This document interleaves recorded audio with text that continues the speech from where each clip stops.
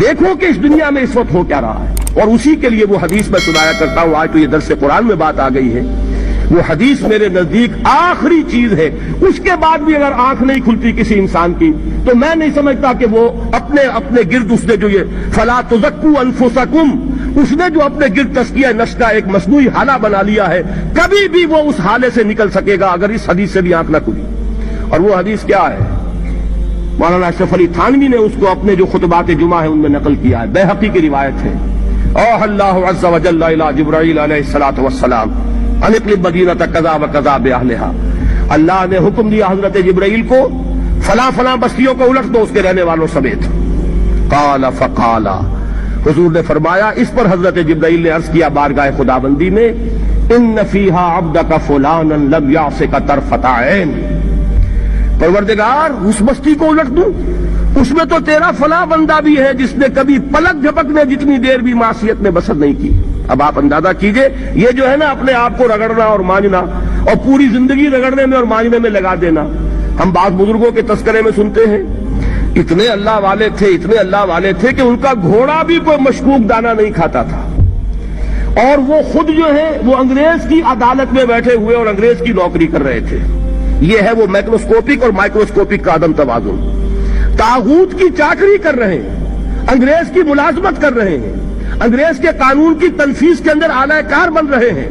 لیکن ذاتی تقویٰ اور ذاتی نیکی اور ذاتی للہیت جو ہے اس کا معیار یہ ہے کہ ان کا گھوڑا بھی مشکوک چارہ اور مشکوک کھانا نہیں کھا سکتا۔ یہ ہے وہ عدم توازن، اس کو نوٹ کیجئے گا، جس کو کہ اس حدیث میں محمد رسول اللہ صلی اللہ علیہ وسلم نے واضح کر دیا کہ حضرت جبرائیل عرض کرتے ہیں کہ اللہ فلاں بستی کو الٹ دوں، اس میں تو تیرا فلاں بندہ بھی ہے جس نے پلک جھپکنے جتنی دیر بھی معصیت میں بسر نہیں کی۔ ذاتی نیکی کا اب اس سے اونچا کوئی مقام کوئی شخص مجھے اگر بتا سکے تو میں اس کا مرید ہو جاؤں گا۔ اس سے اونچا کوئی مقام ہوگا کہ آنکھ جھپکنے جتنی دیر بھی کسی نے معصیت میں بسر نہیں کی،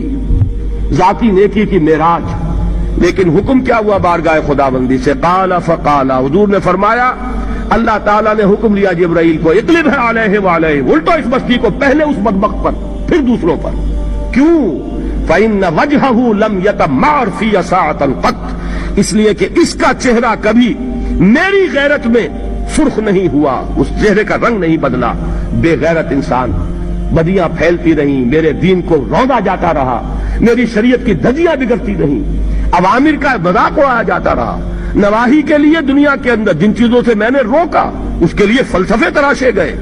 اور یہ لگا رہا مست رکھو ذکر و فکر صبح گاہی میں اسے، یہ سوائے ذاتی اپنے اس اصلاح کے اور ذاتی تقویٰ کے اور ذاتی نیکی کے اور ذاتی عبادت گزاری کے یہ میدان میں نہیں آیا، اس کا خون نہیں کھولا کبھی، اس کے چہرے کا رنگ متغیر نہیں ہوا، لہذا یہ دوہرا مجرم ہے۔ یہ ہے وہ تصور جو یہاں پر نوٹ کیجئے۔ ہاں، اس کے یہ معنی بھی نہیں ہے کہ نماز بھی نہیں پڑھ رہے،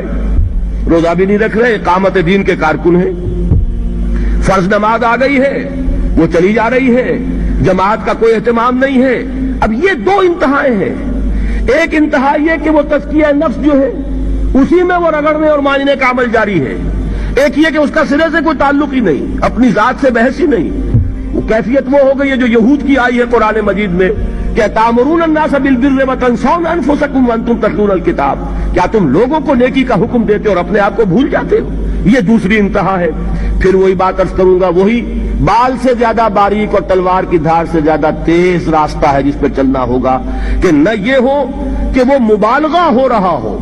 اپنی ذاتی اصلاح میں تو مبالغہ کی حد تک آگے جا رہے ہیں، اور دوسرے یہ کہ اپنے دین کی تبلیغ و اشاعت، اقامت دین کی جدوجہد، اس کا کھانا ہی نہیں کھولا زندگی میں، وہ کھاتا ہی نہیں کھلا ہے۔ یہ ایک انتہا ہے۔ دوسری انتہا یہ ہے کہ انسان یہ سمجھے اپنے آپ کو کہ میں تو مجاہد فی سبیل اللہ اور دین کا کارکن اور دین کا میں اللہ کے دین کو قائم کرنے کی جدوجہد کرنے والا ہوں، جبکہ حال یہ ہو کہ جو کبائر ہیں وہ بھی زندگی میں موجود ہو۔ ظاہر بات ہے فرض کا ترک کبیرہ ہے، نماز فرض چھوڑی تو کبیرہ گناہ کا ارتکاب ہو گیا، وہ تو کبائر میں آ جائے گا۔ فرائض کا ترک کر دینا کبیرہ گناہ شمار ہوگا۔